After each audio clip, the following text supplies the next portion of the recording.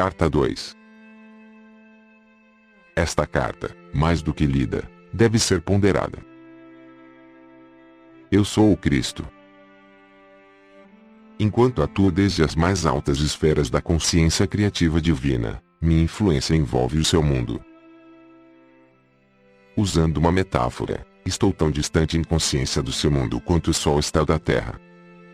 Entretanto, se você me chamar com sinceridade, estarei tão perto quanto for necessário para ajudá-lo. Haverá muitos que não poderão receber estas cartas. Estes ainda não estão prontos para elas. Haverá aqueles que tentarão abafar a sua existência, uma vez que os ensinamentos que contém serão uma ameaça para o seu sustento ou religião. Eles não terão êxito. A oposição apenas reforçará estas cartas. Haverá aqueles que receberão estas cartas com alegria, uma vez que suas almas sabem que mais além das religiões do mundo se encontra a verdade, a realidade da existência. Estes prosperarão e finalmente salvarão o mundo da autodestruição. Agora continuarei minha autobiografia do ponto onde parei em minha última carta.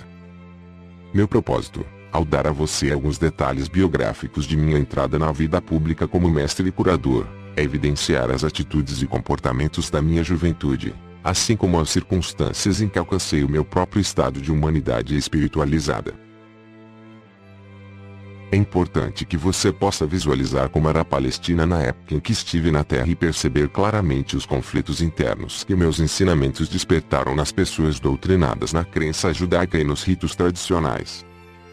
Estes conflitos são o ponto central que incapacitou os evangelistas de registrar, com precisão, tudo aquilo que tentei ensinar. Nos evangelhos são frequentes as referências às minhas parábolas que descrevem a realidade do reino dos céus ou reino de Deus, seja qual for o termo que os evangelistas tenham utilizado. Porém, em nenhum lugar foi feita uma tentativa para aprofundar o sentido das palavras em si, para explorar as figuras de linguagem, ou para chegar ao significado espiritual do reino de Deus ou do reino dos céus. À medida que eu falar sobre os verdadeiros sermões que dei às pessoas, à luz das minhas experiências no deserto e do seu próprio conhecimento dos fatos científicos, você será capaz de entender pelo menos um pouco daquilo que tentei ensinar naquele tempo. Uma vez que meu sucesso foi muito limitado, é imperativo que outra tentativa seja feita no começo desta nova era, deste milênio, pois é com base no meu elevado conhecimento espiritual, privilegiado e iluminado, que será fundado e se desenvolverá a próxima era. Foi, e ainda é, essencial que um mestre como eu e como outros que existiram, muito sensíveis e totalmente comprometidos mental e emocionalmente com a busca da verdade da existência, venham à Terra cunhar palavras para descrever para a humanidade, aprisionada em palavras, aquilo que reside na dimensão criativa universal em um estado não definido. Se não fosse por tais mestres inspirados, as pessoas na Terra permaneceriam na ignorância a respeito de tudo que há além da Terra, pronto para ser contatado e pessoalmente experimentado e absorvido, para promover a futura evolução espiritual. E ainda mais, se diz que a Bíblia é o livro mais amplamente lido no mundo. Na sua forma presente ela serviu aos seus propósitos. O Novo Testamento, da forma como está, com toda a carga de interpretações errôneas, é um impedimento para a evolução espiritual. Agora é tempo de avançar para uma nova esfera de percepção e compreensão mística. Uma vez que me é impossível descer novamente a um corpo humano para falar ao mundo, além de ter outras dimensões nas quais ensino, treinei uma alma sensível para receber e transcrever. É o melhor que posso fazer para falar pessoalmente com você. Espero que você possa receber e aceitar isso. Tudo aquilo que for errôneo será apagado. Esteja certo disso. Os incidentes e as curas relatados nas páginas que seguem não são importantes. Eles aconteceram, mas são contados apenas para que você possa entender o seu verdadeiro significado espiritual. À medida que for lendo, quero que você relacione as condições de 2000 anos atrás com a sua vida e tempo presentes. Quero que você considere a pessoa de Jesus como um ícone do que finalmente pode vir a ser alcançado por todo ser humano que estiver pronto e disposto a converter-se num membro fundador do reino do céu na terra. Ainda que as pessoas do seu mundo sejam o que você chama de sofisticadas e cheias de importância, com seus modernos conhecimentos e ensinamentos, Versados nos costumes contemporâneos e nas novas formas de se relacionarem uns com os outros, as pessoas daquele tempo eram basicamente iguais a você. Elas eram controladas e motivadas inteiramente pelos seus impulsos gêmeos de ligação, rejeição, desejos, repulsões, assim como você. Elas amavam, odiavam, criticavam, condenavam, caluniavam e intrigavam. Tinham ambições de chegar ao topo da sociedade, desprezavam aqueles que fracassavam na vida, secretamente eram promíscuas, e insultavam aqueles que de alguma forma eram diferentes delas. Para ajudar você a compreender e entrar plenamente naquele tempo em que estive na Terra, minha consciência desceu até o seu plano de existência terrena para experimentar mais uma vez a pessoa de Jesus, as emoções e os acontecimentos nos quais estive envolvido.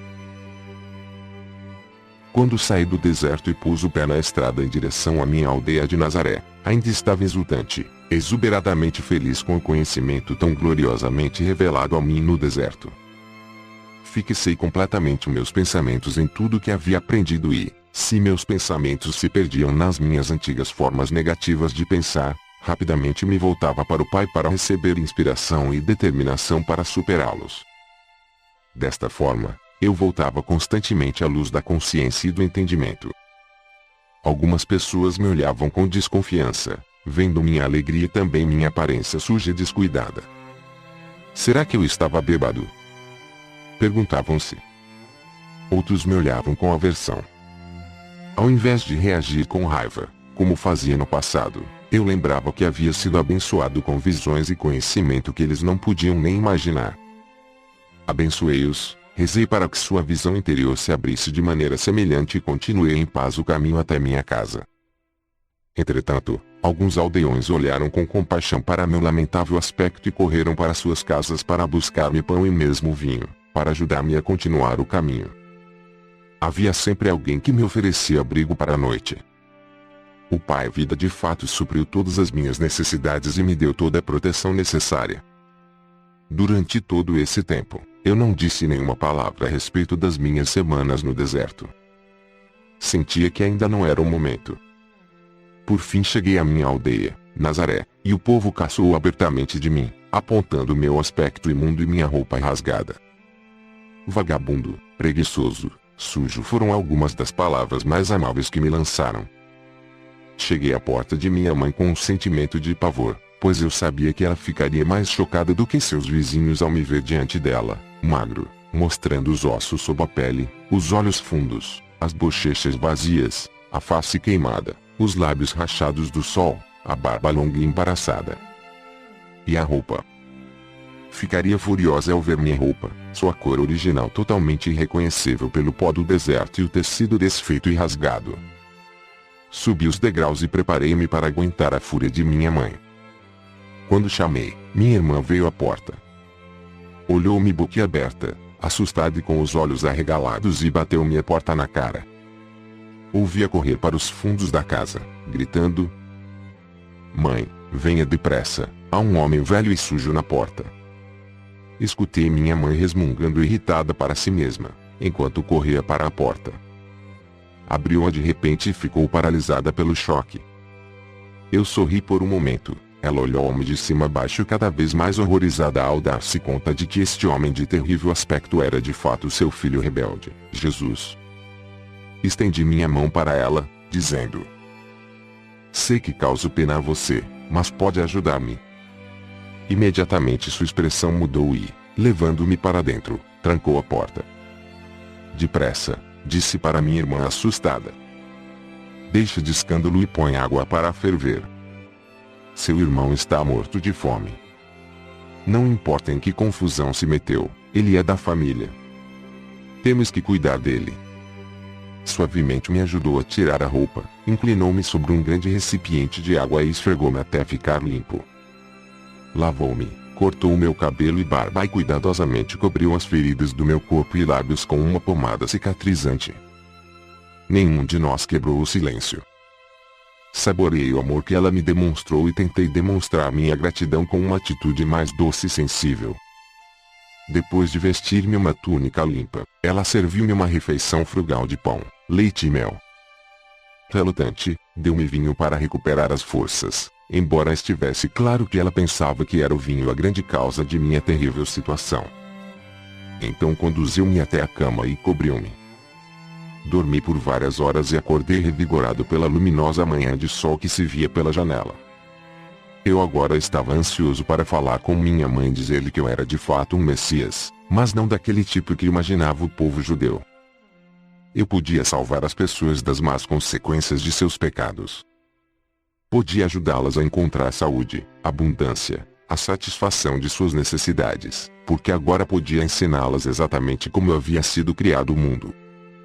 Assim que comecei a falar, ela começou a ficar encantada e animada. Pulou de pé e quis sair correndo para contar aos vizinhos que seu filho era realmente o Messias. Deveriam ouvir a maneira como ele falava, e ele havia jejuado no deserto. Mas eu a impedi de fazer isso. Eu disse que ainda não havia contado a ela o que me fora revelado. Uma das coisas mais importantes que havia aprendido era que os judeus ortodoxos estavam completamente equivocados a respeito de suas crenças num Deus vingativo. Não havia tal coisa.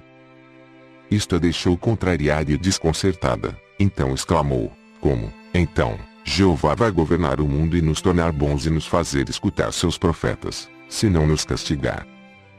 Agora você ficou tão importante que pode ensinar aos sumos sacerdotes o seu próprio trabalho, que foi transmitido a eles desde o tempo de Moisés. Vai trazer ainda mais vergonha para esta casa. Ela começou a chorar e disse com raiva, você em nada mudou. Somente mudaram as coisas que diz. Você só me trouxe dor. Como pude acreditar que você seria um Messias? Com suas ideias estranhas só levará nosso povo a maior tormento do que nunca. Meus irmãos ouviram em prantos e vieram correndo, querendo colocar-me para fora de casa. Ofereci sair pacificamente, porque não queria mais alvoroço. Se essa era a forma de minha mãe reagir, eu poderia estar certo de que os demais também reagiriam da mesma forma ao que eu tinha para dizer. Percebi que precisava de paz de espírito, descanso absoluto e silêncio para colocar em ordem meus pensamentos e experiências. Teria que rezar e pedir inspiração para saber a melhor maneira de abordar os judeus com minha mensagem de boas novas. Estava certo de que o Pai Vida atenderia a minha necessidade e que eu encontraria acomodação mais conveniente em algum lugar. Minha mãe, embora furiosa com minha atitude de grande cabeça dura, estava atormentada por seus sentimentos de amor e compaixão por mim, devido ao estado deplorável em que me encontrava. Ela rejeitou tudo o que eu parecia representar, a rebeldia, o desprezo pela religião judaica, as atitudes contestadoras em relação à autoridade, meu caráter voluntarioso e arrogante.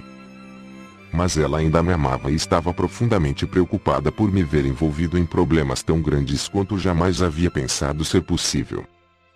Ela chamou a atenção de meus irmãos dizendo que calassem a barulhenta discussão e virou-se para mim. Pode ficar aqui até que esteja melhor, disse ela. Talvez enquanto estiver por aqui, eu possa trazer bom senso para você.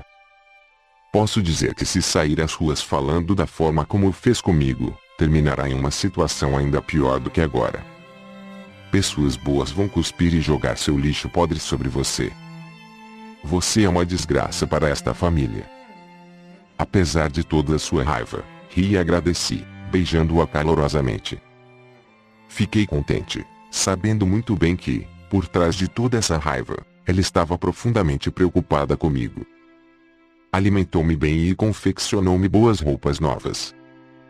Agradeci por tudo o que ela fez para melhorar minha aparência, porque sabia que para mover-me livremente entre os ricos e pobres deveria estar com roupas decentes e adequadas. Às vezes havia escassez de alimentos em casa. Recorrendo ao poder do Pai, eu a reabastecia sem dizer nada. Ela também não disse nada. Eu sabia que ela se perguntava, com tristeza, se além de todos os meus péssimos hábitos eu agora também era ladrão. Então me pegou com um pão recém-saído do forno nas mãos. Ela sabia que eu não havia saído de casa para comprá-lo e também que o forno não havia sido usado naquele dia. Não me disse nada, mas me olhou de forma reflexiva. Eu pude ver então as suas atitudes mudarem. Ela já não estava mais tão certa de si. Ela começava a questionar a sua própria atitude em relação a mim e também a verdade acerca das minhas afirmações, o que realmente aconteceu com ele no deserto. Como ele poderia fazer um pão sem usar o fogo, a farinha e o fermento? O que isso significa? É ele o Messias? Então meu irmão feriu sua mão. Ele sentiu muita dor quando o ferimento infeccionou. Permitiu-me colocar minhas mãos em sua ferida e fazer uma oração em silêncio.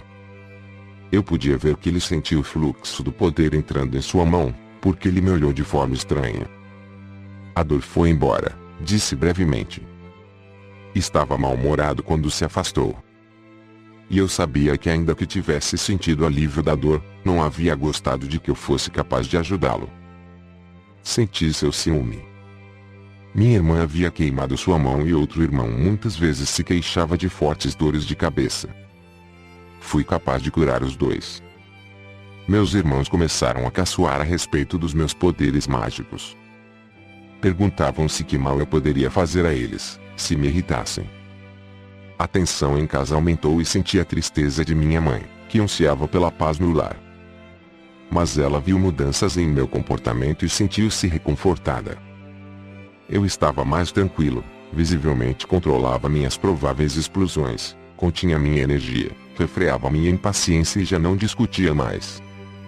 Tornei-me mais atencioso, ouvindo suas queixas de mulher, ajudando em casa, consertando os móveis quebrados, caminhando pelas colinas até fazendas distantes para encontrar as frutas e verduras que ela queria. Cheguei a amá-la com ternura e compaixão, como uma mãe deve ser amada. Um dia ela se aventurou a perguntar-me: "Você ainda acredita que Jeová seja um mito?" Jó disse que, se Jeová retirasse sua respiração, toda a carne viria abaixo. Este é o Jeová que vi em quem acredito. Ninguém viu a Jeová, disse ela com firmeza. Eu vi aquele que criou todas as coisas, respondi calmamente. Eu o chamo de pai porque ele é amor perfeito, um amor mais perfeito que o de uma mãe, acrescentei, sorrindo para ela. Ele trabalha dentro, através e para toda a sua criação. É o Pai em mim quem tem trazido as coisas de que você necessita em casa e que curou a meus irmãos e irmãs tão rapidamente. Eu podia ver que ela estava começando a entender um pouco do que eu dizia. E o que é o castigo? Perguntou-me. Não existe castigo da forma como o compreendemos. Nascemos para nos comportarmos da forma como fazemos. Temos que encontrar uma maneira de superar nossos pensamentos e sentimentos humanos, porque estes nos separam da proteção do Pai e nos trazem as doenças e a miséria.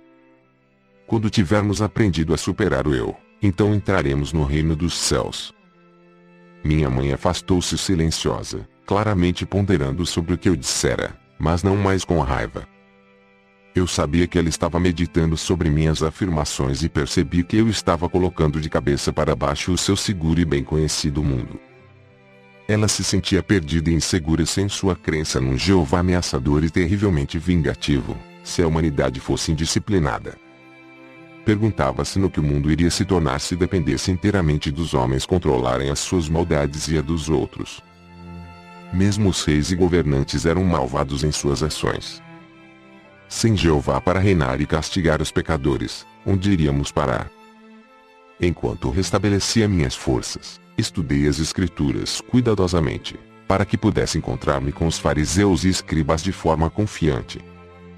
Também era absolutamente necessário que eu soubesse o que havia sido escrito a respeito do Messias porque estava convencido de que eu era aquele sobre quem os profetas haviam falado. Eu poderia verdadeiramente resgatar, salvar, as pessoas da doença, miséria e pobreza, restaurar-lhes a saúde e a prosperidade, ensinando a verdade a respeito do reino dos céus e a realidade do Pai.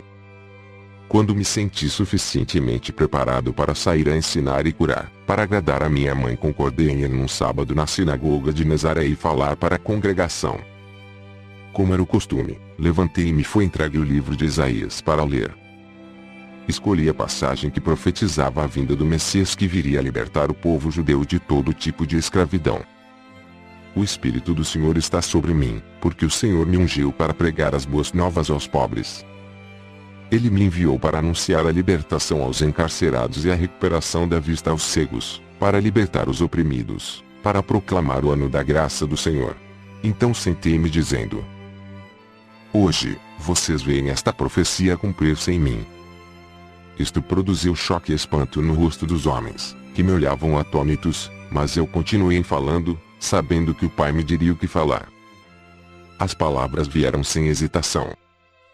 Falei de minha experiência no deserto e relatei a visão do bebê crescendo até a idade adulta, sendo envolvido inconscientemente em correntes e ataduras mentais e assim ficando cego e aprisionado na escuridão interior, fechando-se para Deus.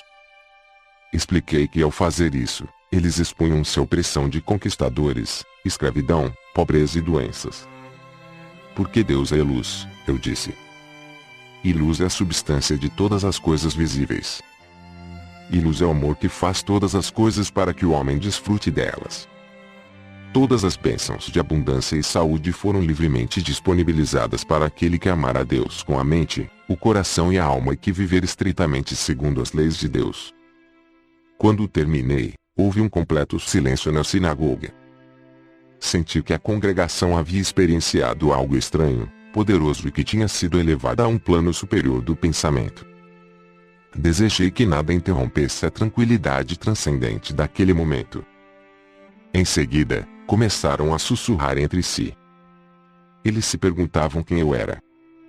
Alguns estavam convencidos de que eu era Jesus, a pessoa cuja família era bem conhecida na aldeia, mas outros não podiam aceitar aquilo, uma vez que eu havia falado como alguém que tinha autoridade. Infelizmente, senti ressurgir minhas antigas reações para com aqueles homens religiosos. Sabia que tinham me desprezado no passado, de forma que esperava por essa rejeição. Voltei às antigas atitudes desafiadoras e isso os enfureceu por completo. Pelas minhas próprias reações humanas, atraí o desastre. E este quase aconteceu. Os mais jovens, instigados pelos mais velhos, correram até mim e me arrastaram para o topo mais alto do penhasco a fim de lançar-me à morte, mas orei ao Pai para que me salvasse. De repente, ficaram tão alterados que mal sabiam o que faziam, se voltaram uns contra os outros, então pude sair do meio deles e escapar. Foi estranho. Eles pareceram não notar a minha saída.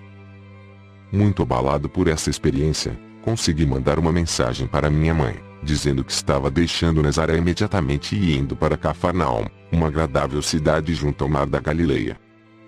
A princípio, pensei em juntar-me a antigos conhecidos, mas senti intuitivamente que isso não seria o correto a fazer. De modo que durante todo o caminho, e ao entrar na cidade, pedi orientação e ajuda ao Pai para encontrar acomodações. Eu não tinha dinheiro e não pediria esmola.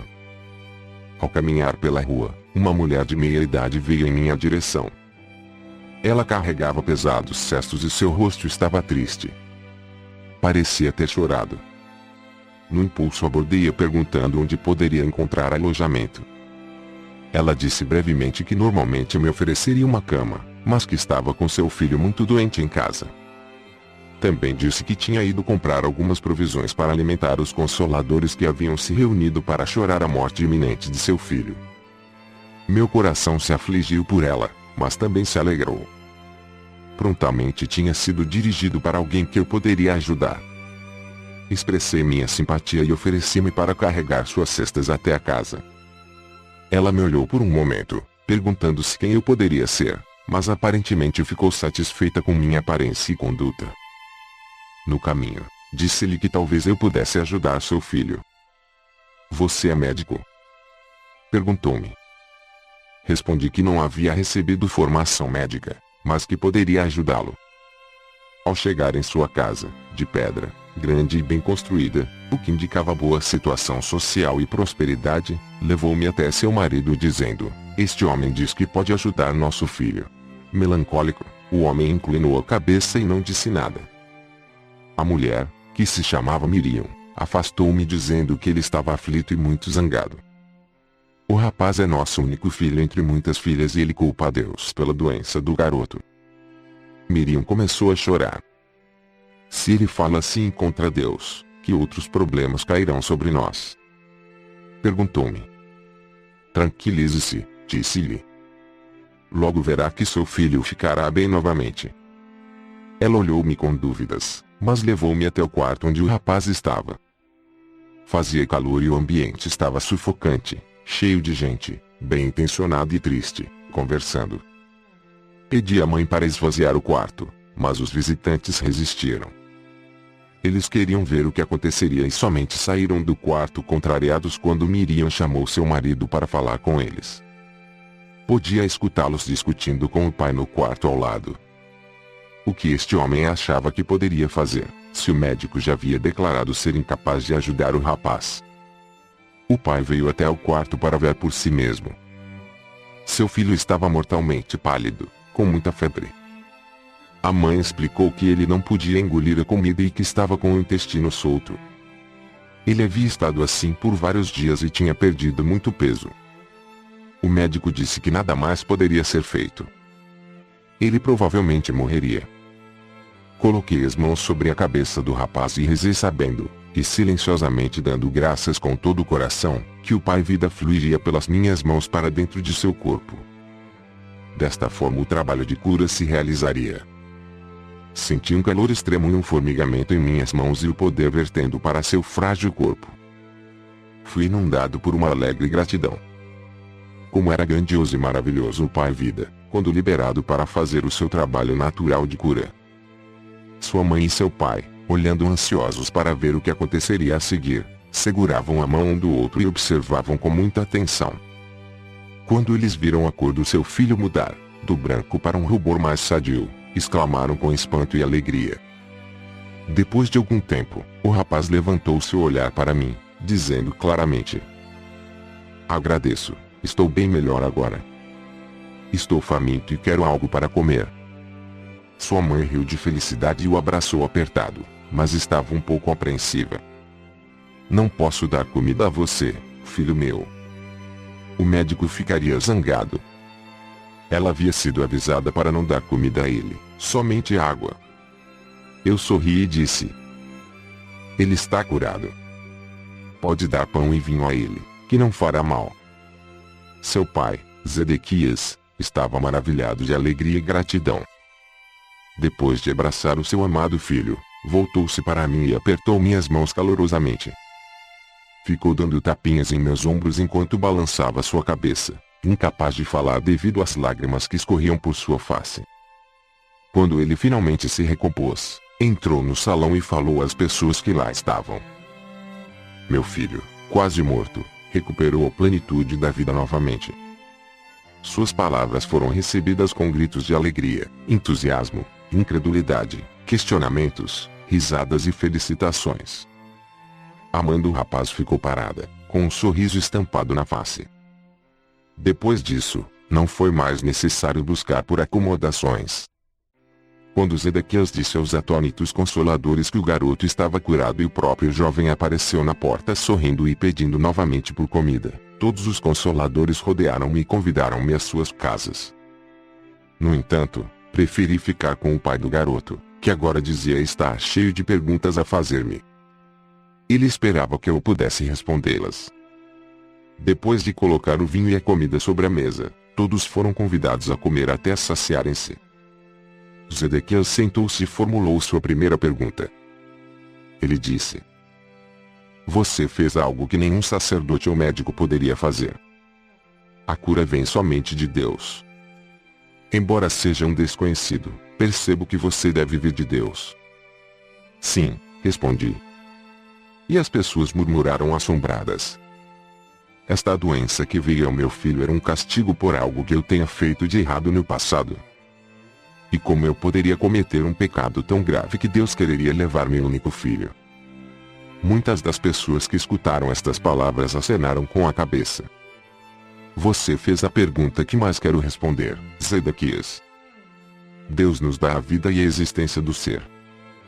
Ele não iria arrancá-la de nós como um homem arrancaria um tesouro de outro só porque está zangado com ele. Esta é a maneira como a humanidade se comporta, não Deus. E Deus não está sentado em um trono em algum lugar do céu, como fazem os reis humanos que se sentam em seus tronos e governam o seu povo. Esta é a maneira humana de proceder, uma crença humana, não a verdade. A maneira de proceder de Deus vai muito além do que a mente humana pode conceber ou sonhar. Somente eu vi aquele que nos trouxe à existência e sei que ele não é o tipo de Deus que os rabinos ensinam. Vi que ele é o perfeito amor, e por esta razão eu prefiro falar do Pai, pois eu vi que ele trabalha dentro de cada ser vivo, mantendo num bom estado de saúde, assim como um pai humano trabalha para manter seus filhos bem alimentados, vestidos e protegidos dentro do abrigo de um lar. Eu vi dentro de todas as coisas do mundo. Como pode ser isso? Perguntou um homem duvidando. Não é possível para um ser individual, de qualquer tipo, estar em todos os lugares ao mesmo tempo. Mas o ar está em todo lugar ainda que não se possa ver. No entanto, sabemos, sem dúvida alguma, que ele é muito real e muito importante para nossa existência. Se o ar não existisse e não pudéssemos respirá-lo, morreríamos. Não podemos ver o movimento do ar que chamamos de vento, mas vemos que ele agita as folhas e conduz as nuvens no céu. Por isso sabemos que o ar está acima de nós, ao nosso redor, e que é forte. E agora pergunto, qual é a parte mais real e mais valiosa do homem, seu corpo ou sua mente? Alguns respondiam que era o seu corpo, caso contrário não teriam lugar na terra, não poderiam trabalhar, não poderiam ser vistos, não seriam conhecidos. Outros diziam que sua mente era mais importante do que seu corpo. Ao que eu respondi: a mente é a parte mais importante do homem, uma vez que sem sua mente ele não teria o comando do seu corpo. Ele não poderia comer, beber, dormir, mover-se, planejar, não poderia viver. Contudo, não podemos ver a mente. Simplesmente sabemos que temos uma mente por causa dos pensamentos que ela produz e porque os pensamentos elaboram algum tipo de ação em nossas vidas. Acreditamos que a mente funciona por meio do cérebro. Sim, é assim que funciona. Senão, como poderia o cérebro, que nasceu da carne, produzir pensamentos, sentimentos, ideias e planos? Agora deve estar ficando claro para vocês que é assim que o Pai está presente em todas as coisas. Ele é a mente que dirige a mente humana, fazendo o seu grande trabalho dentro de cada ser vivo. Sabemos que é assim, porque vemos as maravilhas da sua obra. Vemos o crescimento das crianças, vemos o alimento que comem ser milagrosamente convertido em outra substância que os nutre e os faz crescer. Como isso acontece não sabemos, nem sequer podemos imaginar. Mesmo que soubéssemos, ainda assim continuaríamos sem saber o que acionou tão importante processo de vida dentro dos corpos vivos de cada espécie. Vejam de que forma tão maravilhosa os corpos de cada espécie são formados e criados propositalmente, de forma expressa para transformar o tipo de alimento que se come em energia para nutrir ossos, sangue e carne.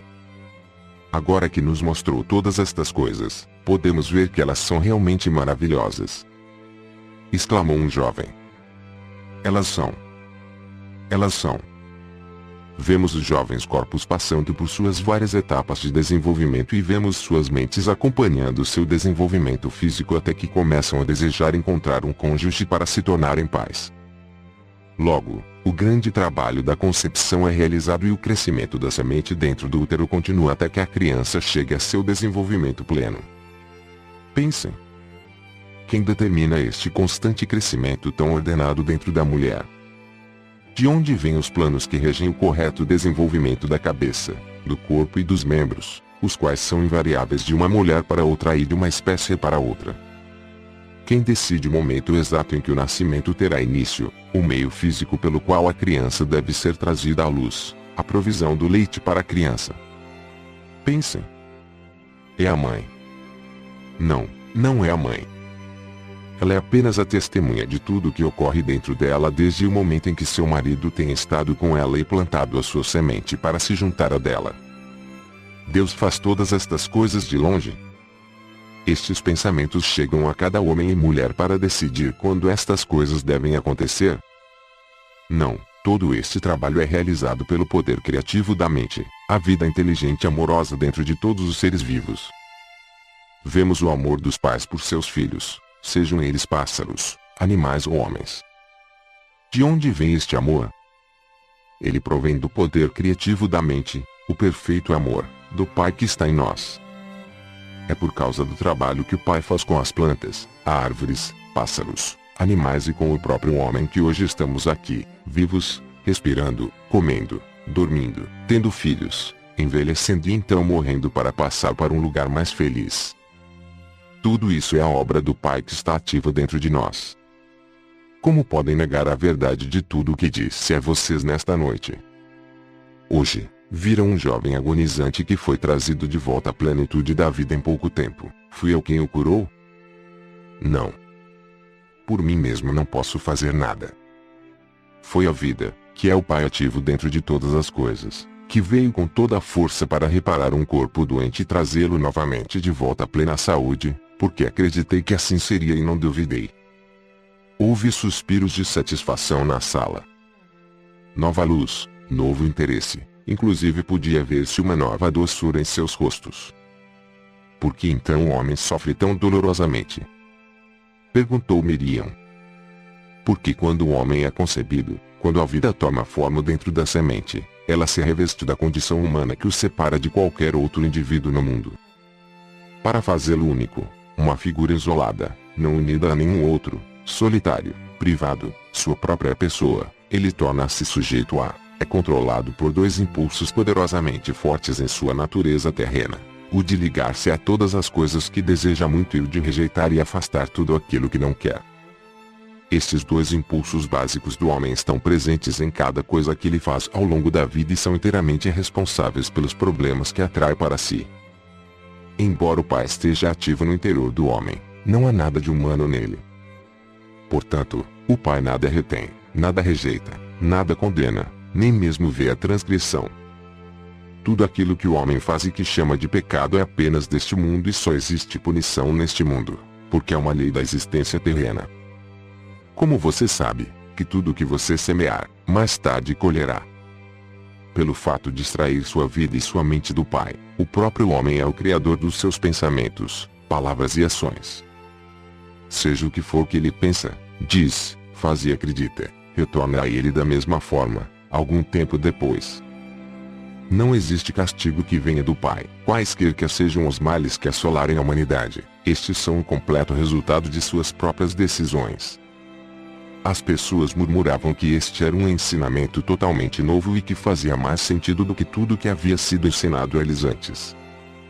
Várias vozes me incitavam a contar mais. Eu digo a vocês, em mim vocês viram a vida ativa sob a forma de cura. Sigam-me e ouvirão sobre o caminho que devem percorrer para encontrar a felicidade. Em minhas palavras encontrarão a verdade da existência nunca antes revelada por nenhum outro homem. Tem-se dito sobre o Messias que ele revelará os segredos que têm estado ocultos desde o começo da criação. Em verdade, digo que ouvirão estes segredos de mim. Se escutarem com cuidado, entenderem seu significado, praticarem sua verdade e apegarem-se às suas leis, serão transformados em novos homens e entrarão no reino dos céus.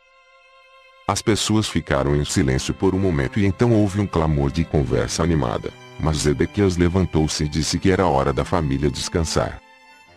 Seu filho precisava dormir e sua esposa e filhas também estavam exaustas de tanto chorar. Ficou combinado que na manhã seguinte eu iria até o porto e as pessoas doentes seriam trazidas até mim. Desta forma, fui capaz de empreender minha missão e tudo foi rapidamente arranjado da melhor forma possível.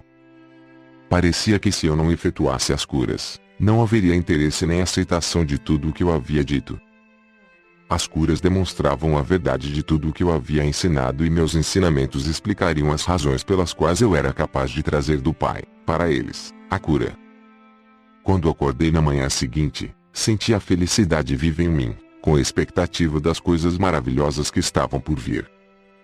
Depois de tomar o desejum, saí com Zedequias para o porto da cidade, com meu coração iluminado de amor por todos os que passavam por mim. Eu os cumprimentava calorosamente, dizendo a eles que tinha boas novas para todos aqueles que quisessem escutá-las. Quando chegamos ao dique, encontrei homens, mulheres e crianças sentados no chão, esperando por minha chegada. Alguns estenderam suas mãos, implorando. Pareciam muito mal.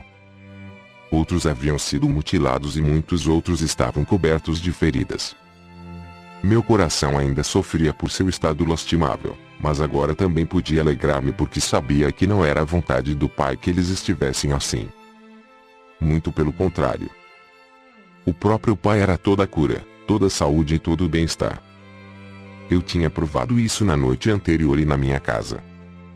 Estava exultante por ser capaz de demonstrar esta verdade maravilhosa para a multidão que agora se reunia em torno de mim. Um rosto velho e triste chamou minha atenção, uma mulher magra, enrugada e curvada. Fui até ela e me ajoelhei ao seu lado, pondo minhas mãos sobre sua cabeça. Imediatamente senti o fluxo do poder do Pai vibrando pelas minhas mãos em sua cabeça, até que seu corpo inteiro sacudiu com a força vital, energizando seus membros. As pessoas, ao verem isso, ficaram atônitas, perguntando o que eu poderia estar fazendo com ela, mas outros acalmaram suas objeções. Gradualmente seus membros começaram a soltar-se, a alongar-se e a endireitar-se, seu rosto tornou-se vivo pela alegria de voltar a sentir sua força. Ajudei-a a se levantar e então ficou de pé por si mesma com todo orgulho. Ela estava tão tomada pela felicidade que começou a chorar, depois riu e dançou, chamando as pessoas. Louvado seja Deus, dizia ela, louvado seja Deus, e outros que ali estavam repetiam o refrão. Todos estavam profundamente comovidos com o que haviam visto. A aglomeração de pessoas apertando-se contra mim foi tão grande que Zedequias ofereceu-se para controlá-la.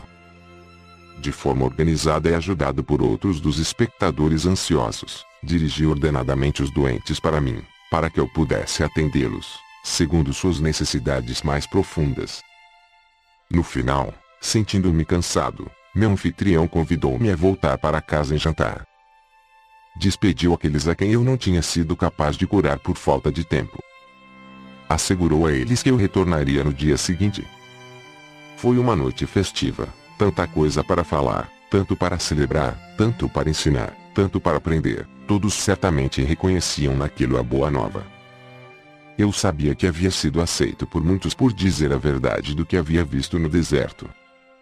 E assim continuou por muitos dias. As pessoas vinham de longe para ver-me. Zedequias e outros amigos seus me ajudaram a controlar a multidão para que eu pudesse curar e ensinar. O povo ouvia com prazer. Eles falavam entre si sobre o Pai e estavam ansiosos por aprender mais a respeito das correntes e ataduras que confinam as pessoas na miséria. A aglomeração de pessoas tornou-se tão grande que eu logo percebi que precisava achar meus próprios ajudantes em quem eu pudesse confiar para me auxiliar. Já era hora de Zedequias voltar a conduzir o seu negócio de couro, que ele vinha deixando de lado. Fui embora para as montanhas para rezar a respeito da escolha dos discípulos. Quando veio a minha convicção de que eu seria guiado para fazer a escolha, retornei a Cafarnaum. Senti um forte impulso para descer pela beira do porto e falar com alguns homens que eu tinha visto escutarem meus ensinamentos com muita atenção. Queria saber se eles deixariam suas redes de pesca para juntarem-se a mim. Quando os chamei, Simão, André, Tiago e João vieram imediatamente, felizes em poder ajudar no meu trabalho de cura e ensinamentos. Outros também se juntaram a mim assim que comecei meu trabalho entre as pessoas. Deixei meu anfitrião, a casa de Zedequias, que me assegurou entusiasmado que eu poderia retornar a qualquer momento. E foi assim que comecei minha missão como mestre e curador peregrino, indo sempre que necessário pelas vilas e aldeias. Antes de partir, reuni os jovens que tinham aceitado com alegria me ajudar. Escutaria meus ensinamentos e ficariam perplexos pelo muito que eu tinha a dizer. Era vital que explicasse a eles primeiro o fundamento de tudo que havia sido revelado a mim no deserto. Disse que apesar da vida ociosa que eu levava antigamente, sempre havia sentido uma profunda compaixão pelas pessoas.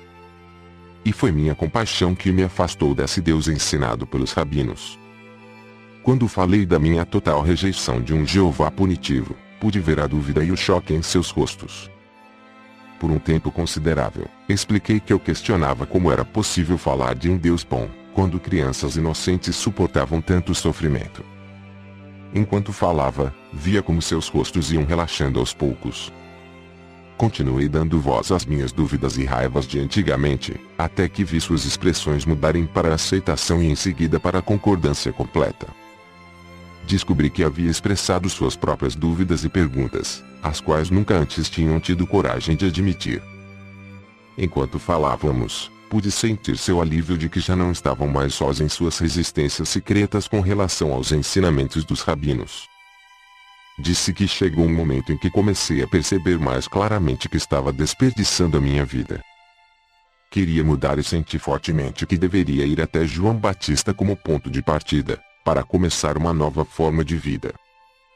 Descrevi o que aconteceu durante o batismo e minhas 6 semanas no deserto. Expliquei que todos os meus pensamentos, crenças, atitudes, arrogância e rebeldia prévia foram paulatinamente limpos de minha consciência, enquanto passava pelas profundas revelações e visões que me mostraram a realidade que eu agora chamava de Pai. Expliquei a natureza do Pai e que esta natureza divina era constituída também da vontade divina. Disse que era o próprio homem que em seu íntimo se afastava do Pai, por seu pensamento errôneo e comportamento equivocado e que somente o homem, primeiro pelo arrependimento e logo depois pela limpeza mental e emocional, poderia encontrar a seu próprio caminho de volta ao pleno contato com o Pai. Quando isso se cumprisse, a plena natureza do Pai seria liberada dentro da mente, coração, corpo, alma, no ambiente e nas experiências da pessoa. Quando isso se produzisse, tal pessoa entraria no reino dos céus governado pelo Pai e o reino dos céus se estabeleceria ele mesmo na consciência da pessoa. Ela atingiria então o propósito de sua existência. Enquanto conversava com meus discípulos, via suas reações refletidas em seus rostos. Toda dúvida havia desaparecido, havia agora um resplandecer de luz de compreensão e alegria. Esses jovens tornaram-se fiéis entusiastas e exclamaram: "Estas sim são boas novas." Entretanto, após a aceitação de tudo o que eu dissera, houve momentos em que se perguntavam se seria verdade tudo aquilo que eu havia dito. Entendi aquilo. Disposto a desfazer-se da imagem de Jeová, tão profundamente gravada em suas mentes, requeria uma grande dose de coragem. Havia momentos em que falavam entre si e questionavam quem era este homem que pretendia tais maravilhas. E se viessem comigo e afinal eu fosse realmente um mensageiro de Satanás? Eles seriam severamente castigados por Jeová.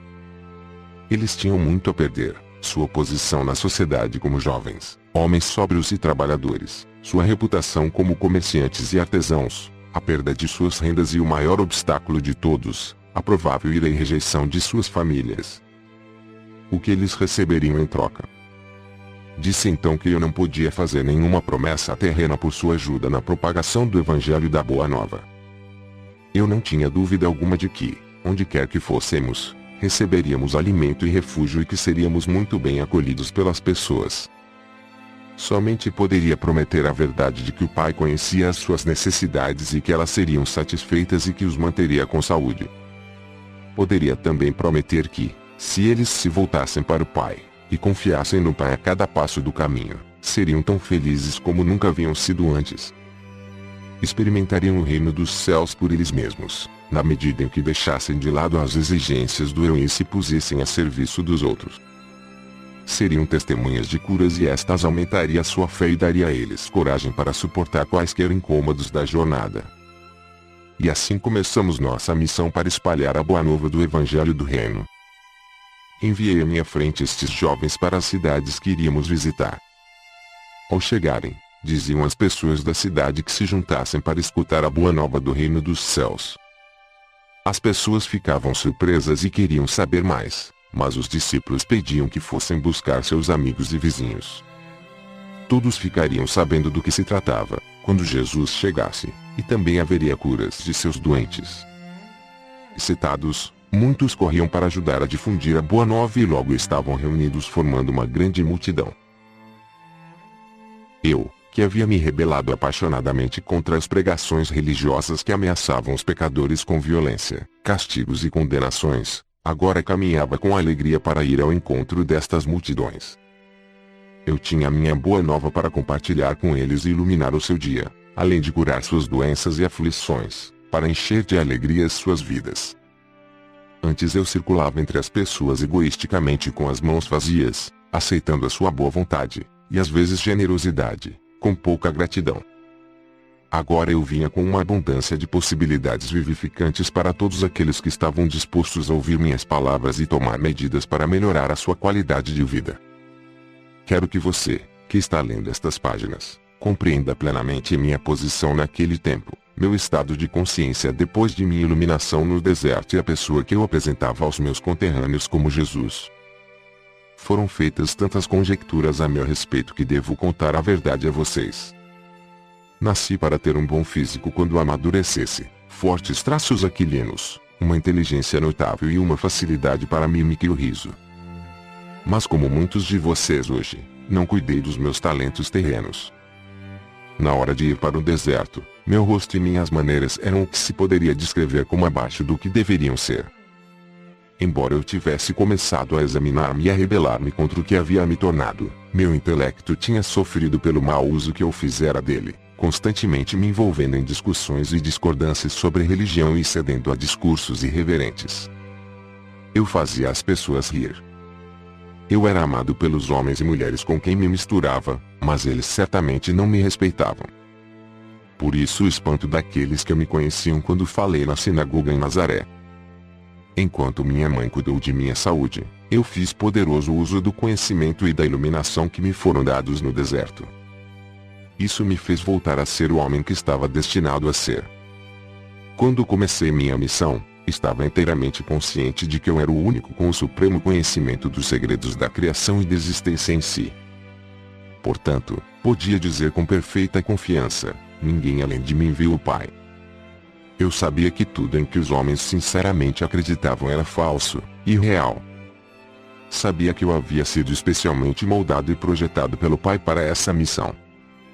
Eu havia sido abençoado abundantemente com a energia física, a vitalidade para falar e a capacidade de conceber parábolas significativas para transmitir a mensagem com sucesso e de uma forma que nunca seria esquecida. Além disso, eu compreendia os meus companheiros muito bem, devido à longa associação que tinha com eles. Conhecia suas esperanças mais profundas, seus medos mais desesperados, sabia o que os fazia rir e o que os induzia a zombar e a escarnecer dos ricos e pretensiosos. Sabia também a que ponto os velhos e jovens sofriam silenciosa e corajosamente. Experimentava profunda compaixão pela população que vivia com medo, suportando o chicote verbal dos fariseus e se inclinando diante das leis fiscais dos romanos.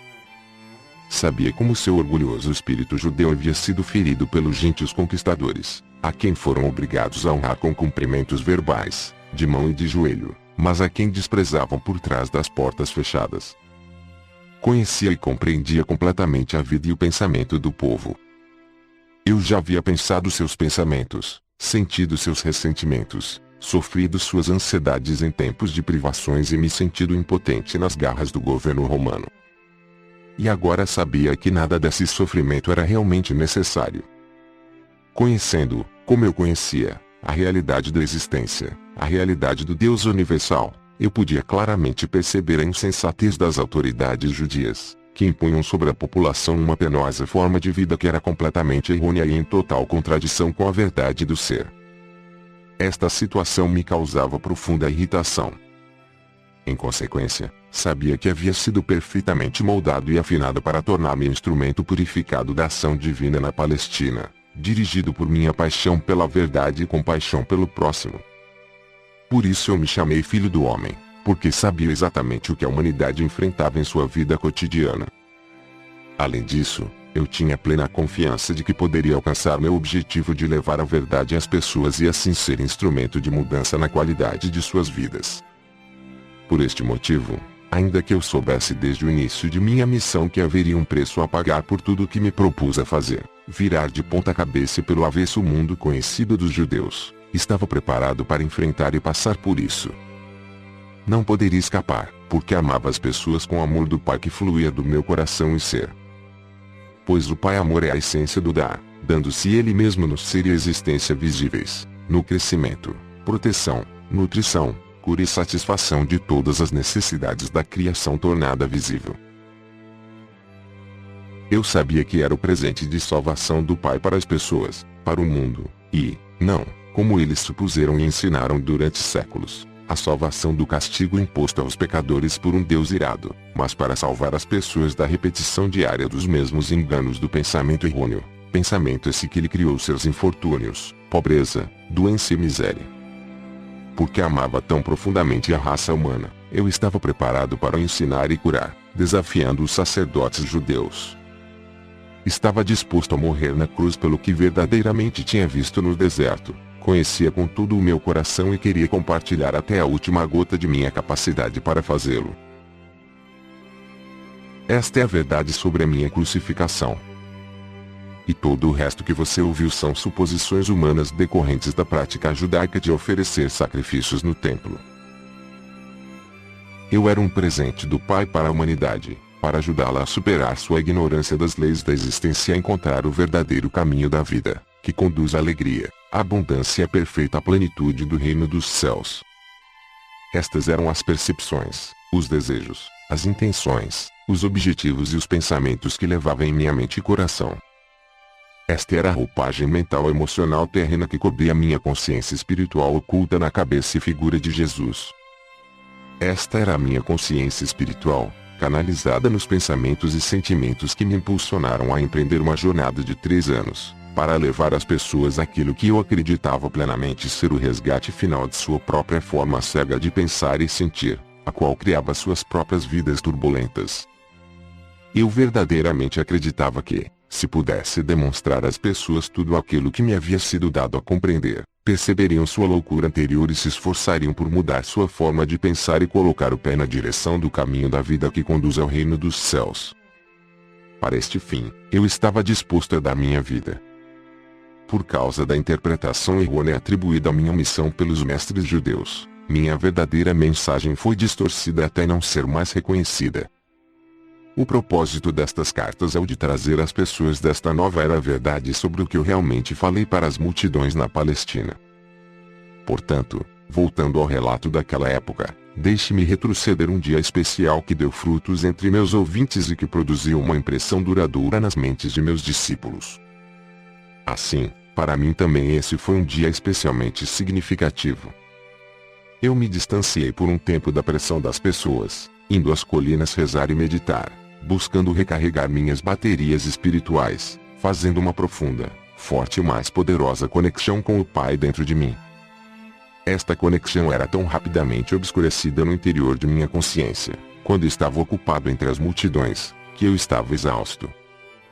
Chegando à caverna que utilizava quando me encontrava naquela área, puxei um pedaço de pano que ficava escondido sob uma pedra e me deitei para dormir.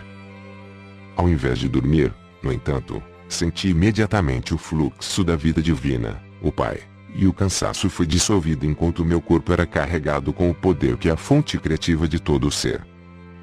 Fui elevado em consciência no interior de uma luz dourada e, enquanto eu viajava para o alto dessa luz, ela subitamente mudou para o mais puro branco e eu soube que, em consciência, estava nos portais do equilíbrio, que é o eterno, o universal, a dimensão infinita que está além de toda a concepção da mente humana. Observei a luz, mas eu não fazia parte dela, nem ela estava poderosamente dentro de mim, uma vez que esta era a dimensão Deus do vazio, da não forma do equilíbrio universal. Mas ela se comunicava comigo e infundia-me com seu brilhante amor. Isso mais uma vez gravou em mim que ela era o processo criativo, aperfeiçoador, curador amor que governa toda a existência. Sabia que onde quer que houvesse necessidade, haveria satisfação, como o constante fluir das águas que enchem um lago. Onde reinava a miséria, haveria alegria porque era a natureza do universal mover-se para o interior de cada coisa viva que tem necessidades, para trazer satisfação e alegria. Eu sabia que, onde não houvesse crescimento, surgiriam as circunstâncias para promover o crescimento. Eu sabia que, onde houvesse um sentimento de fracasso, desafios seriam providenciados para estimular as pessoas ao sucesso e à autoconfiança.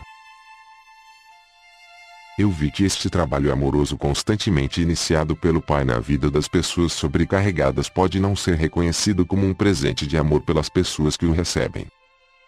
Elas podem estar tão afundadas em sua apatia, sentimentos de fracasso e na crença de que nada de bom lhes acontece, que não conseguem ver outra coisa em suas vidas além de suas próprias crenças e sentimentos. Consequentemente, ficam enraizadas no inferno criado por elas, para elas mesmas. Não havia necessidade de sentir pena de ninguém. A única necessidade era ter um coração compassivo e a determinação de levar-lhe a verdade para curar sua ignorância. O maior presente que um homem poderia dar a outro era a iluminação da ignorância sobre a existência e suas leis cósmicas, pois a verdade era que cada alma está compreendida no universal e os níveis do fluxo da atividade universal em suas vidas, através do trabalho amoroso do Pai, dependem inteiramente da receptividade do indivíduo. Compreendi que o que as pessoas precisavam ouvir urgentemente era o que eu acabara de aprender. Elas precisavam ver e compreender plenamente a intenção, o propósito e o potencial do amor, que era a mesma substância do seu ser. Por causa de sua descrença, elas poderiam rejeitar o trabalho amoroso do Pai como se fossem desafios dolorosos e então se renderiam ao fracasso para sempre. Eu vi então, com mais clareza ainda, que havia sido enviado para despertar as pessoas para todas as possibilidades de autodesenvolvimento, de prosperidade e realização da alegria e da felicidade, mas dependeria delas que acordassem e aproveitassem aquilo que era oferecido. Lembro que esta elevação durou a noite inteira e na manhã seguinte acordei sentindo-me mais vivo do que nunca. Minha mensagem tinha sido esclarecida. Tinha visto, ainda mais claramente, a realidade do Pai e sabia que era capaz de sair naquele dia para encontrar a multidão e transmitir o poder e a vida daquilo que me havia sido mostrado. Enquanto descia da caverna, fui até uma grande rocha de onde se via o íngreme precipício. Quando me sentei, olhei abaixo a cidade que visitaríamos naquele dia. Podia sentir aquele processo de aperfeiçoamento, aquele impulso que tudo criava, o Pai, surgindo em mim e ansiava por compartilhar aquilo com os demais, antes que os problemas da vida diária o encobrissem, e isso perdesse o poder e a força motriz no interior de minha consciência humana. Meus discípulos se juntaram a mim um pouco depois. Ao chegarmos à cidade, eles orientaram as multidões para que se dirigissem para um terreno inclinado além das casas. Em pé, sobre uma grande rocha no meio deles, comecei a falar. Descobri que a paixão, a alegria, o desejo, a veemência e a convicção vertiam espontaneamente nas palavras que pronunciava. Vocês estão extremamente cansados e pressionados.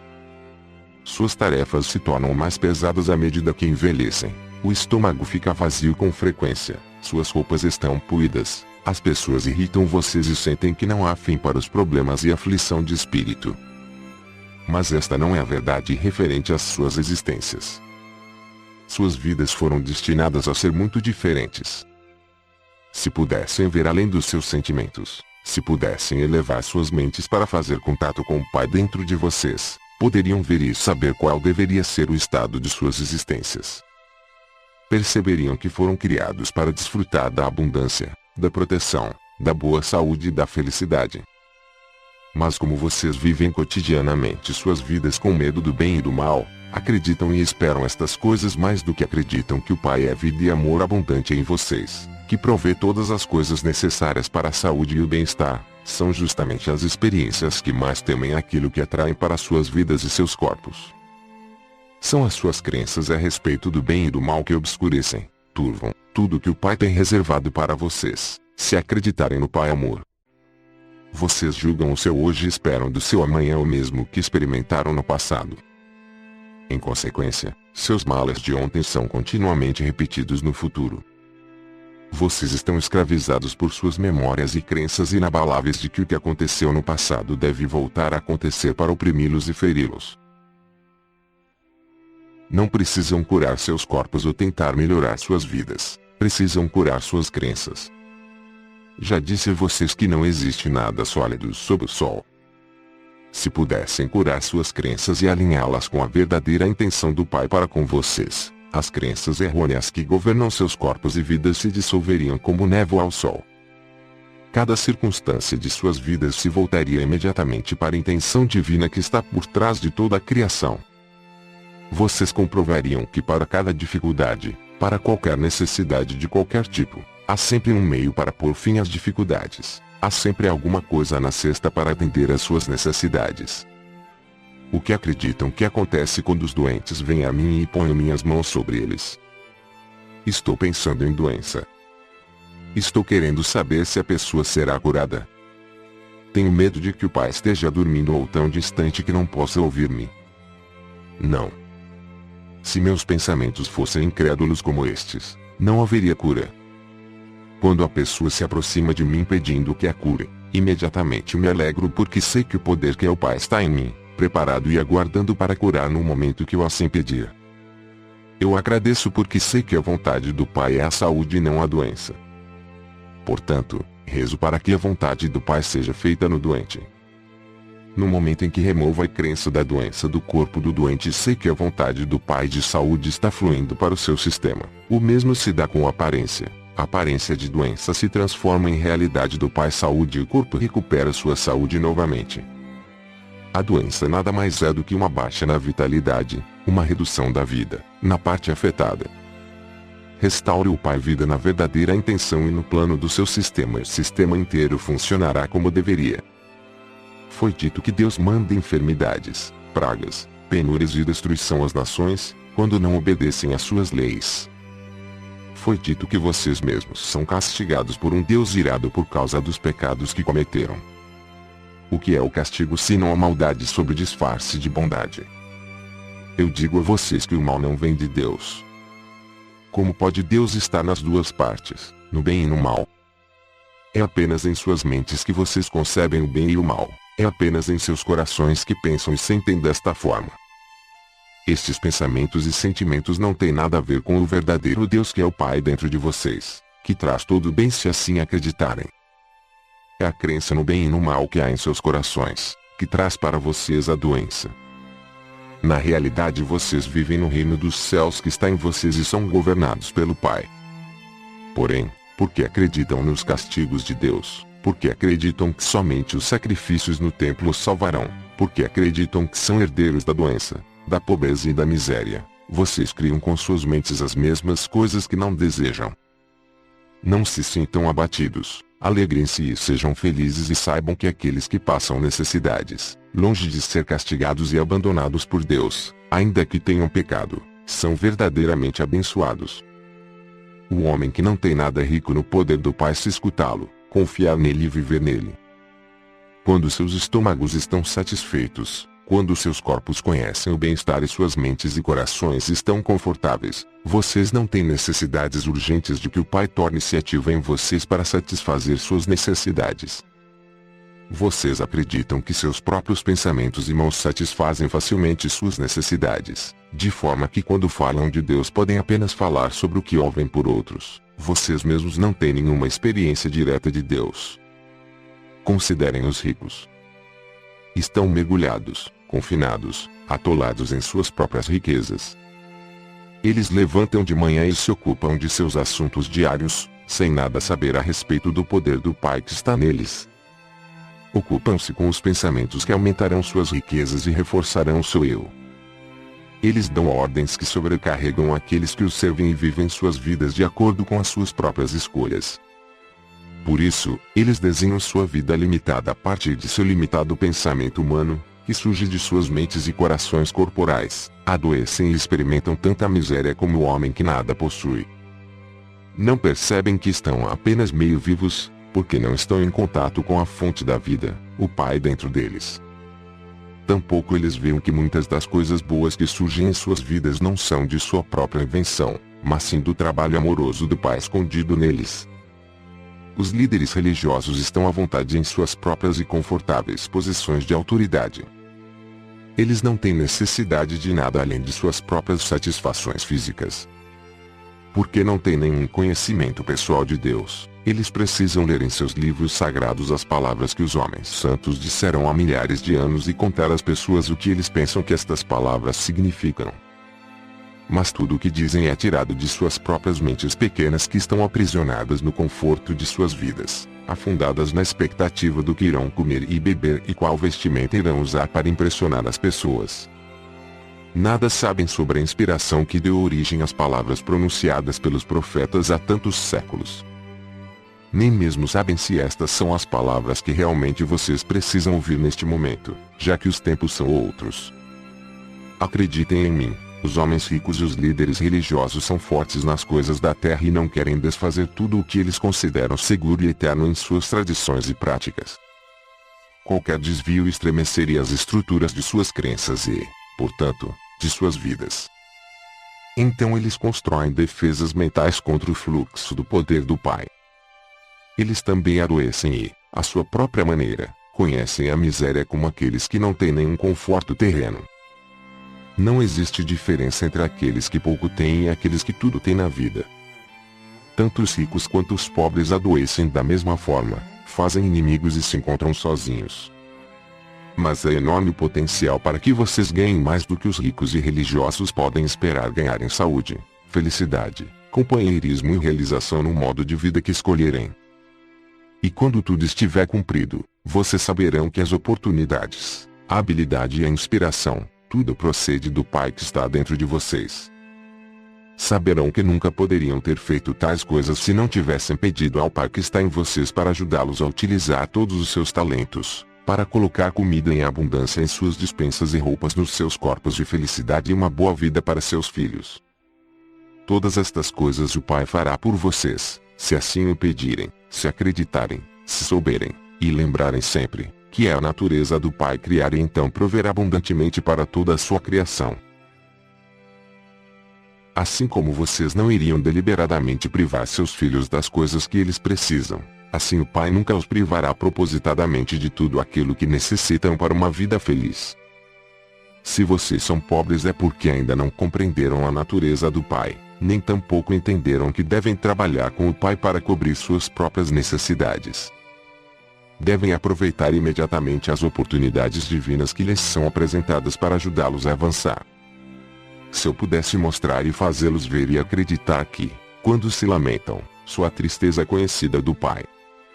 Se voltassem para o Pai e observassem o trabalho que o Pai Amor está fazendo para vocês, com o tempo sua tristeza se converteria em alegria e encontrariam consolo além de qualquer coisa que imaginassem possível.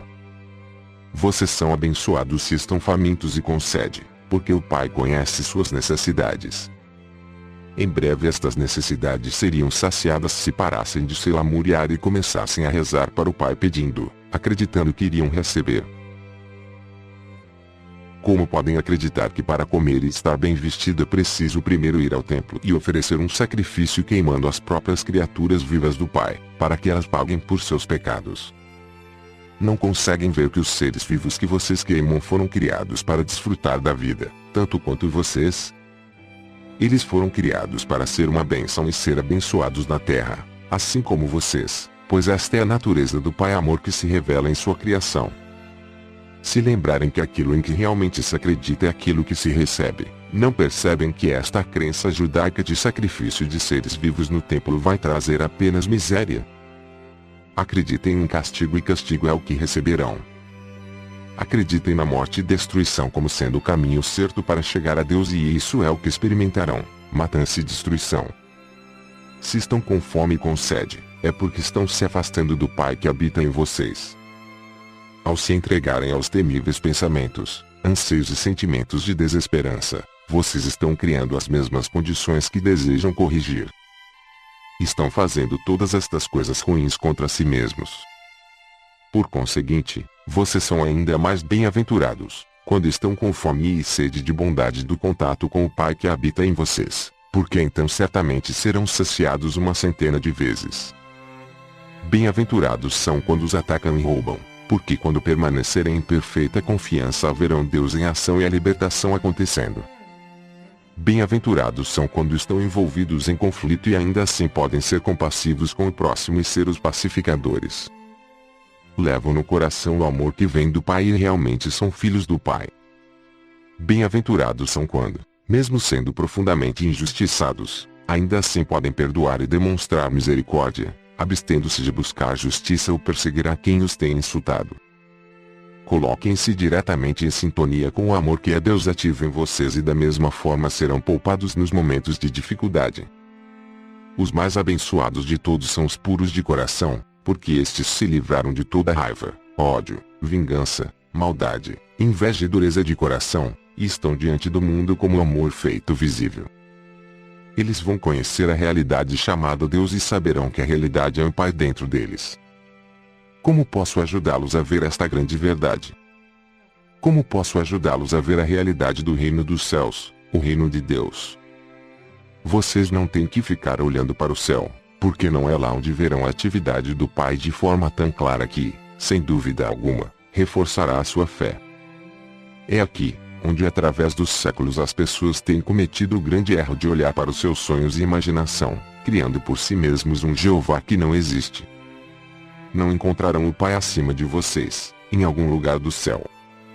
O Pai não está em nenhum lugar especial, mas em todo lugar ao redor e em tudo. Vocês podem ver a maravilhosa atividade do Pai.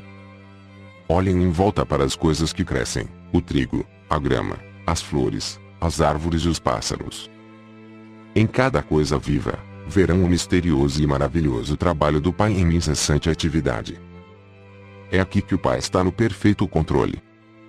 Podem ver que há lei e ordem perfeitas, crescimento, desenvolvimento e finalmente a colheita para abençoar o homem, os animais e os pássaros. Considere a maneira com que um homem, depois de terminar de lavrar os seus campos, espalha as sementes sobre a terra e as cobre novamente. Ele arruma suas ferramentas e vai para casa satisfeito pois, afinal, se chover suficientemente, haverá comida para alimentar os seus filhos. Por muitos dias ele dorme e acorda e não faz nada mais pela sua plantação, mas quando volta a visitá-la verá verdes folhas saindo da terra. Mais tarde voltará e verá o crescimento de caules e folhas e mais tarde ainda ele verá a formação da semente e, um dia, finalmente, que o grão já está cheio e dourado, pronto para a colheita. Enquanto isso, todo esse crescimento ocorreu sem a ajuda dele. O trigo cresceu de uma forma maravilhosa que ele não pode explicar. É mágica?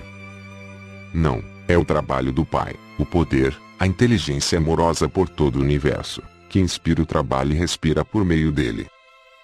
É a atividade do Pai que é a vida inteligente do universo. Quando entram no reino de Deus, vocês se sentem bem. Sentem-se felizes e alegres. Imaginem como se sentiria uma mulher que perdesse uma grande quantidade de dinheiro e se perguntasse como daria de comer às suas crianças. A mulher está chorando e varrendo a casa e é tão minuciosa que não fica uma partícula de poeira. Então, escondida em um canto escuro, ela encontra uma valorizada peça de prata e imediatamente suas lágrimas secam. Ela começa a sorrir e se sente tão viva e alegre que sai correndo de casa para convidar os vizinhos a celebrar com uma festa. Ela pensava que havia perdido tudo e agora estava rica novamente. Assim é quando encontram o reino dos céus, o reino de Deus. Ao invés de lágrimas e temores, fome e doença, encontram a paz, alegria, a abundância e a saúde do reino de Deus. Nunca voltarão a experimentar qualquer tipo de necessidade novamente. O reino de Deus também pode ser comparado a um homem muito rico que era comerciante de pérolas. Toda sua vida ele havia querido encontrar uma pérola especial que ofuscasse todas as demais, seria perfeita e impecável e ele seria a inveja de todos os demais comerciantes. Um dia ele encontrou a tal pérola, linda além da imaginação, mais perfeita que todas as demais. Vendeu tudo o que possuía, abandonou tudo o que havia acumulado para comprar aquela pérola e estava feliz para além de todos os sonhos. O que significa isto? Significa que todas as coisas que anteriormente valorizava em sua vida, sua casa ricamente decorada, seus bens, seu modo de vida, a abundância de comida e de bebida, ele alegremente deu tudo para possuir o tesouro sem preço, o conhecimento que o levará até o reino de Deus onde a felicidade é um estado da mente que o mundo exterior, com todos os seus aborrecimentos e preocupações, não pode perturbar. O reino de Deus está em vocês. Entram no reino de Deus quando percebem plenamente que o Pai está o tempo todo ativo em vocês. É um estado da mente, de percepção e entendimento de que a realidade, por trás e dentro de todas as coisas visíveis, é o Pai, formoso e perfeito e que todas as coisas que são contrárias à beleza, à harmonia, à saúde e à abundância, são criações do pensamento equivocado do homem. Eu sofri ao vê-los sofrer, mas não precisam sofrer mais se escutarem o que tenho para dizer. Mas devo avisá-los de que o caminho que leva ao reino dos céus é difícil de seguir e isso quer dizer que, primeiro, terão de lidar com o seu eu. Por que é que terão que se ocupar do eu? Porque é do desejo de proteger e de promover o seu bem-estar pessoal que procedem todos os pensamentos, palavras e atos egoístas. Provavelmente vocês perguntarão, por que eu deveria preocupar-me com isso? Se o que diz é verdade, que não há castigo, que Deus não vê as faltas, então por que deveríamos estar preocupados com a maneira como nos comportamos? Há tanta coisa para ser aprendida aqui que eu mal sei por onde começar. Como já expliquei, vocês extraem sua vida do Pai. Portanto, extraem sua capacidade de pensar e de amar do Pai. Como o Pai inteligência é criativo, assim também a consciência de vocês é criativa. Com a sua mente e coração vocês realmente modelam os planos de suas próprias vidas e experiências. E qual tipo de vida vocês planejam e modelam em suas mentes? Se alguém irrita ou machuca vocês, retaliam de alguma forma, acreditam que se alguém se apropria de seu olho, devem retirar o olho do adversário em troca. Acreditam que quem mata deve ser morto como castigo ou compensação. Acreditam que quem os rouba deve pagar por isso, que aquele que rouba a sua mulher deveria ser apedrejado junto com sua esposa. Acreditam que é necessário exigir o pagamento pelo mal que passa por sua vida. Como é da natureza humana ferir os outros e vocês têm sido ensinados a retaliar, suas vidas são um contínuo cenário de guerra. Guerra no lar entre maridos e esposas, filhos, vizinhos, entre pessoas públicas e também entre as nações. O Pai ignora esta guerra em suas vidas, mas conhece a tensão que surge dela em suas mentes e corpos. Mas nada pode fazer, para aliviar esta dor, até que vocês mesmos coloquem um fim a ela. Vocês mesmos devem cessar a luta e viver em paz com suas famílias, seus vizinhos, entre empresários, entre pessoas públicas e entre países. Só então, o trabalho amoroso do Pai poderá tomar seu lugar em sua mente, coração, corpo e vida. Só então poderão reconhecer e ver o trabalho amoroso que está sendo realizado em vocês, e para vocês, pelo Pai. Lembre-se também da grande lei: vocês colhem exatamente aquilo que plantam. Não se pode colher figos de amoreiras, nem uvas da árvore de espinhos, ou colher trigo do joio. Pensem nisso e compreendam esta parábola porque isso é muito importante para vocês, não somente nos dias de hoje, mas também em todos os seus dias e anos que virão, mesmo na eternidade.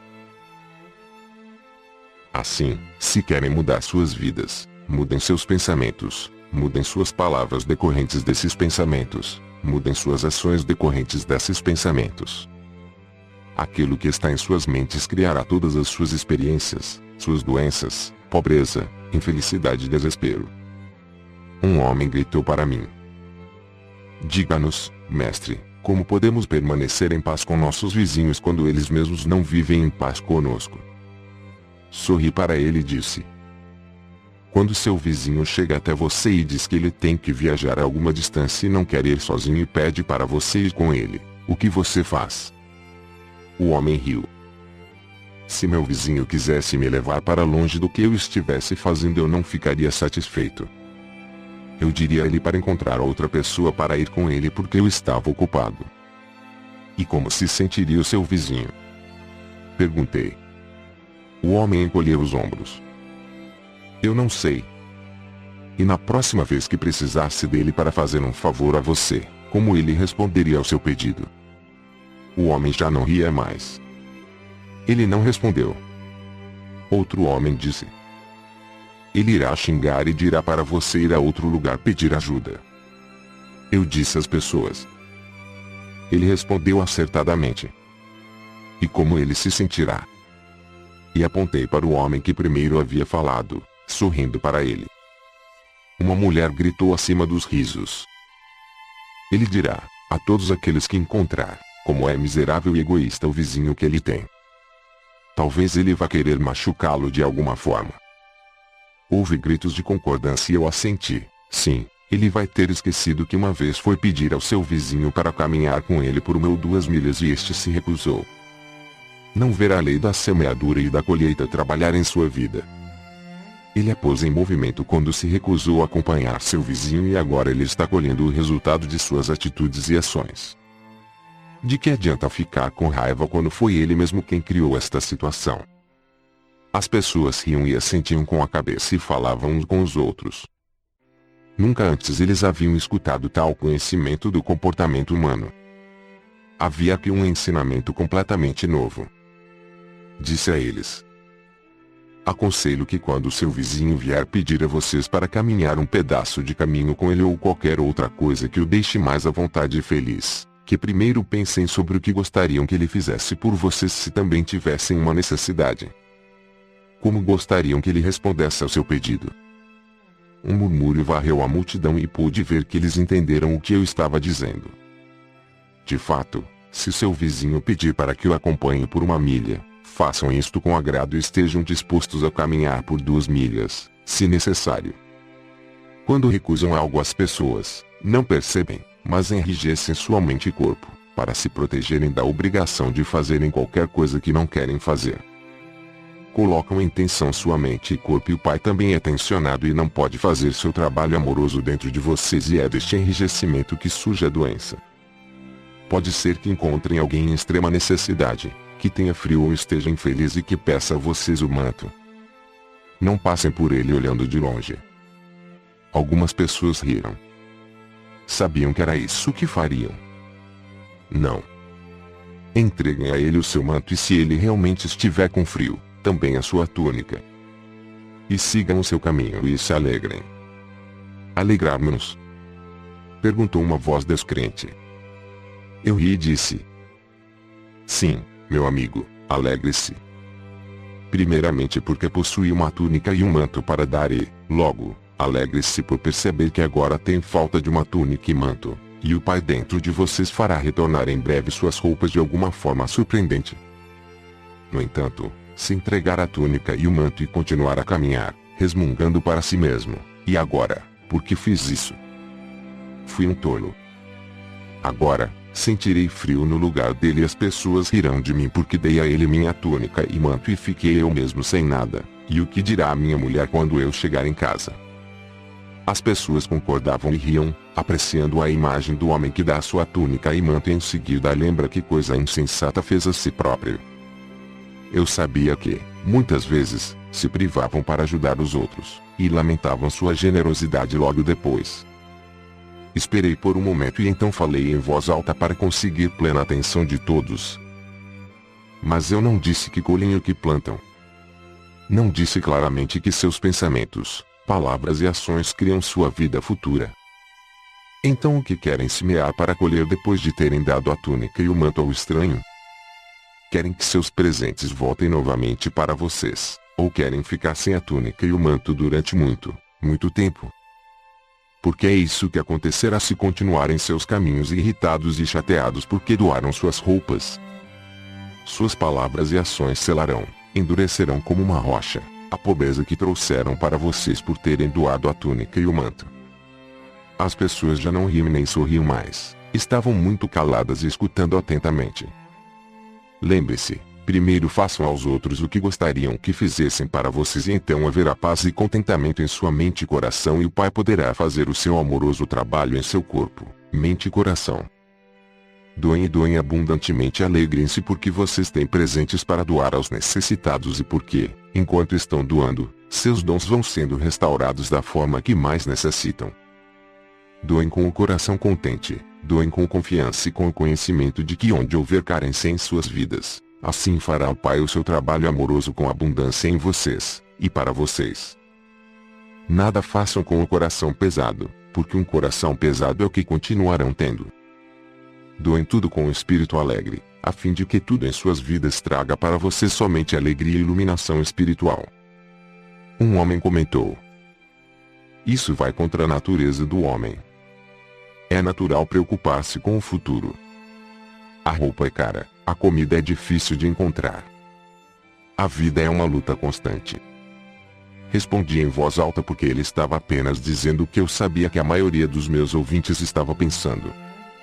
Mas você não sabe com certeza se amanhã estará lutando para viver. Não sabe se amanhã terá um trabalho esplêndido ou qualquer outra coisa maravilhosa que possa vir para você. Não sabe isso, mas o que está tornando certo para você mesmo é que não haverá um trabalho maravilhoso ou qualquer outra excelente oportunidade em sua vida, porque você está criando as circunstâncias do seu amanhã. Ele irritou-se. Eu estou. Como estou fazendo isso? Não acabei de explicar? Virei-me para o povo rindo. Digam-me, como foi que este homem de túnica vermelha, aqui na frente, criou seus amanhãs? Houve silêncio na multidão. Então um jovem rapaz, Marcos, gritou para mim. Eu sei. Ele disse que deveria lutar para comprar comida e roupa. Você tem nos dito que aquilo que pensamos e falamos, nós receberemos. Exatamente, eu disse. Você é um menino muito inteligente. Você compreendeu. Cuidem para não criar para vocês mesmos as coisas que não desejam. E eu ficarei contente que você seja meu discípulo quando eu for mais velho, se seus pais assim o permitirem. Algumas pessoas riram, mas outras não. Eu via que elas não acreditavam em nenhuma palavra do que eu dizia.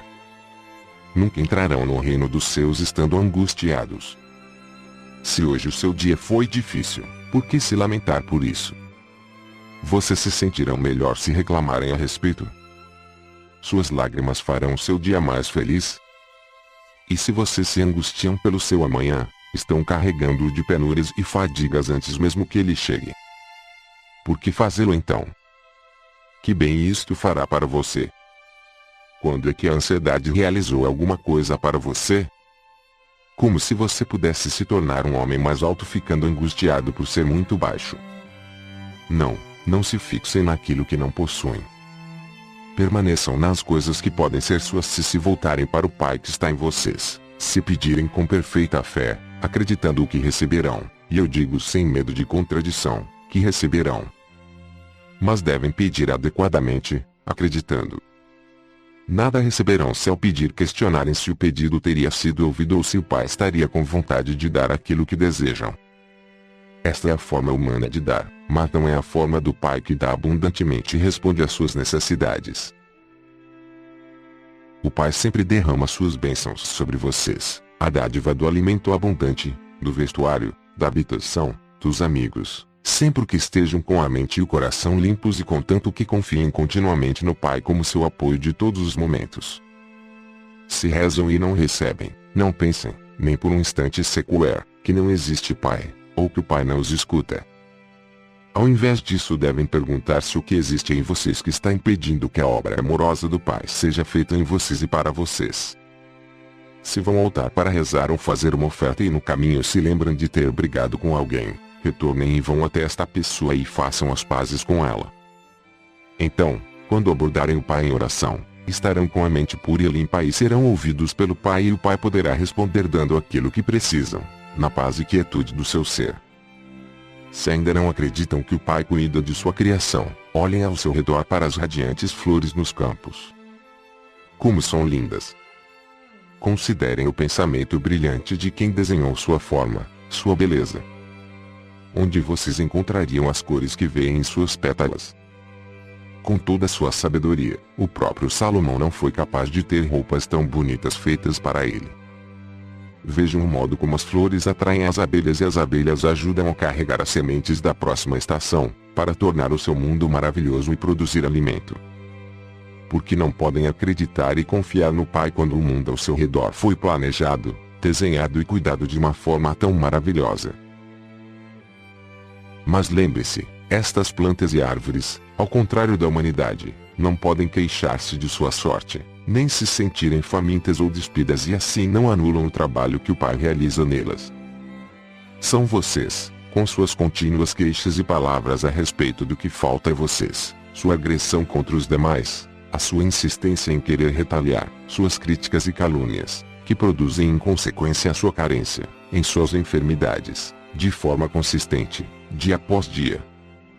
Eu disse estas coisas para preparar aqueles de vocês que estão doentes, para curá-los. Não podem ficar curados a não ser que acreditem, com todo o coração, que a cura acontecerá. Lembre-se de que a doença corporal surge da doença da mente, tal como o mau humor, o rancor, a raiva e o ódio. O Pai Amor é a fonte de toda a saúde. Consequentemente, todos os pensamentos e sentimentos contrários ao Pai Amor produzem doenças. Assim como todos os seus males e doenças começam na mente, assim também o seu bem. Cuidem do vizinho como de vocês mesmos. Abençoem seu vizinho quando surgir alguma disputa, rezem por ele quando for duro com vocês, ajudem-no de qualquer maneira que puderem a qualquer momento, mesmo que ele vire o rosto para vocês, porque então estarão construindo bem em suas mentes e pensamentos e boa será a colheita de suas semeaduras.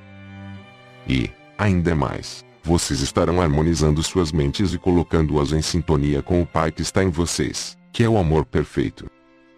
Nestas condições o Pai pode fazer o seu perfeito trabalho amoroso em vocês.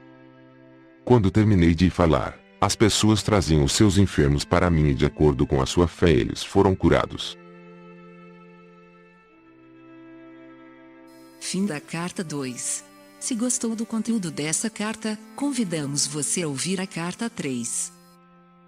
Acesse na internet www.cartasdecristobrasil.com.br. Somos profundamente gratos ao Pai, Mãe, Vida, pelo auxílio na produção deste audiolivro.